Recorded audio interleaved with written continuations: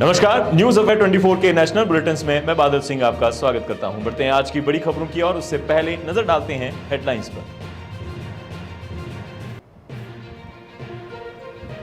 अहमदाबाद के बाद अब जयपुर के स्कूलों को बम से उड़ाने का आया मेल। उसके बाद स्कूल सहित कई इंटरनेशनल एयरपोर्ट पर भी आए मेल।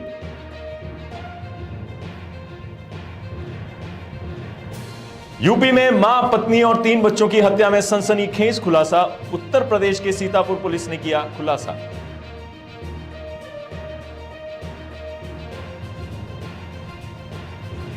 दो हफ्तों से ब्राजील में बाढ़ का कहर, 140 से ज्यादा मौतें और 20 लाख लोग प्रभावित।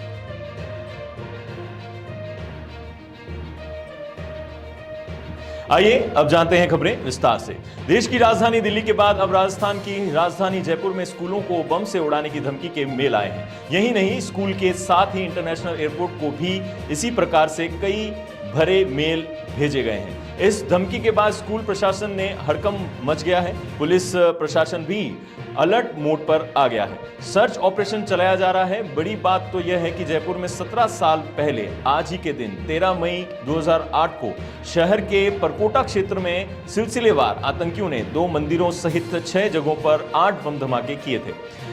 इन धमाकों से 71 लोगों की मौत हुई थी। जयपुर पुलिस आयुक्त बीजू जॉर्ज जोसेफ ने कहा कि 4 बड़े स्कूलों को बम से उड़ाने की धमकी मिली है।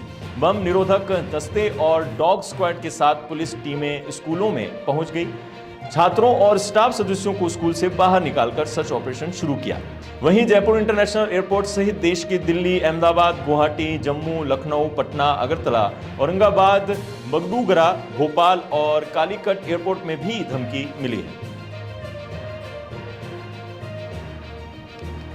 आइए रुक करते हैं यूपी की ओर। आपको याद हो तो 2 दिन पहले एक ऐसी खबर थी जिसमें सीतापुर से एक दिल दिला देने वाला मामला सामने आया था। इसमें एक विक्षिप्त व्यक्ति ने अपने पूरे परिवार को खत्म कर दिया, लेकिन ये पूरी सच्चाई नहीं है। अब इस मामले में नया मोड़ आया है, जिसका उत्तर प्रदेश की सीतापुर पुलिस ने सनसनीखेज खुलासा किया है। चौंकाने वाला खुलासा यह हुआ है कि इस हत्याकांड के पीछे मानसिक विक्षिप्त अनुराग ने हत्याएं नहीं की, बल्कि इन हत्याओं के पीछे अनुराग का बड़ा भाई अजीत सिंह था। हत्या के पीछे संपत्ति विवाद सामने आया है। दरअसल जिसे हत्या का आरोपी मान रहे थे, उस अनुराग के पोस्टमार्टम रिपोर्ट में सिर में 2 गोलियां लगने की बात सामने आई। इसके बाद पुलिस ने अजीत सिंह से कड़ाई से पूछताछ की तो उसने हत्या कबूल की। पुलिस के अनुसार अजीत ने माना है कि उसने पहले अनुराग को मारा, उसके बाद मां और फिर अनुराग की पत्नी प्रियंका को गोली मारी। इस बीच बड़ी बेटी के जागने पर उसे भी गोली मार दी। इसके बाद सो रहे अनुराग के 2 बच्चों को छत से नीचे फेंक दिया।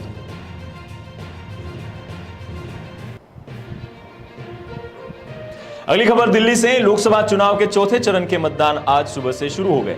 कहीं पर शांतिपूर्ण मतदान प्रक्रिया चल रही है तो कहीं पर हादसे हुए हैं। इसमें बिहार में मतदान शुरू होने से पहले एक पीठासीन अधिकारी की मौत हो गई। आंध्र प्रदेश में टीडीपी ने वाईएसआरसीपी के नेता रामचंद्र रेड्डी पर अपने 7 बूथ एजेंट के अपहरण का आरोप लगाया है। आंध्र प्रदेश में ही वाईसीपी वर्कर्स पर मोचरेला में टीडीपी बूथ एजेंटों पर हमले का आरोप लगाया है। हमले में 2 युवकों को गंभीर चोटें आई हैं। इनके अलावा छूटपुट घटनाएं सामने आ रही हैं। आपको बता दें कि चौथे चरण में 10 राज्यों और केंद्र शासित प्रदेशों की 96 लोकसभा सीटों पर वोटिंग हो रही है। इस चरण में 19 लाख से ज्यादा पोलिंग स्टेशन पर कुल 17.70 करोड़ वोटर मतदान करेंगे। इनमें से 8.97 करोड़ पुरुष वोटर और 8.73 करोड़ महिलाएं वोटर हैं।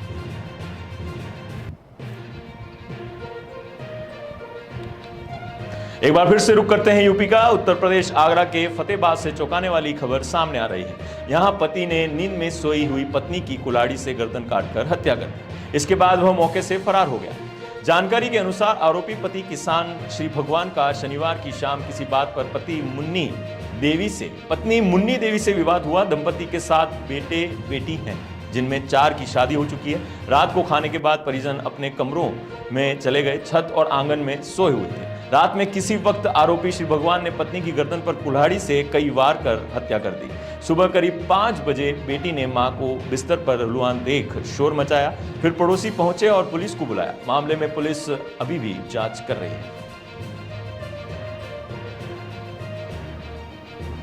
अगली खबर बिहार से। बिहार के मुजफ्फरपुर में आज प्रधानमंत्री नरेंद्र मोदी का दौरा है, लेकिन उससे पहले यहां अंधाधुंध फायरिंग की बड़ी घटना सामने आई है। यहां सुबह एक ठेकेदार पर कई राउंड फायर किए गए। फायरिंग में एक गोली ठेकेदार के सीने में लग गई, जिसके बाद वह वहीं जमीन पर गिर पड़े। घटना से पूरे इलाके में हड़कंप मच गया और गोली की आवाज को सुनकर स्थानीय ग्रामीण मौके पर पहुंचे।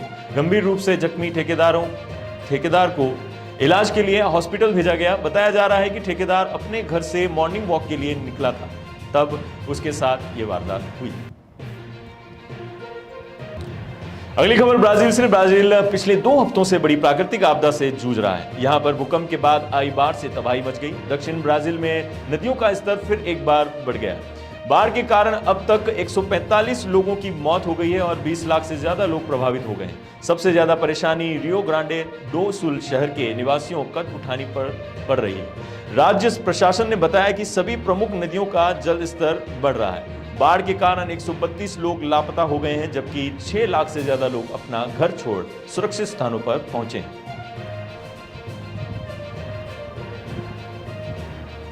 अगली खबर पटना से। लोकसभा चुनाव में प्रधानमंत्री नरेंद्र मोदी के लगातार चल रहे दौरे में आज वह बिहार पटना सिटी स्थित तख्त श्री हरमंदिर साहिब गुरुद्वारे पहुंचे। पीएम ने यहां मत्था टेक, अरदास की और लंगर भी खाया। यही नहीं, पीएम ने यहां लंगर में सेवा भी दी। प्रधानमंत्री नरेंद्र मोदी ने पंगत में बैठे लोगों को खाना भी खिलाया। वह करीब 20 मिनट रुके। यह पहला मौका है जब कोई पीएम पटना साहिब गुरुद्वारे पहुंचे और सेवा दी।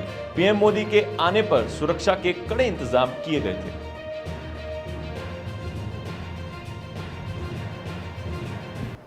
नेशनल बुलेटिन में फिलहाल इतना ही। जुड़े रहिए न्यूज अफेयर 24 के साथ। नमस्कार।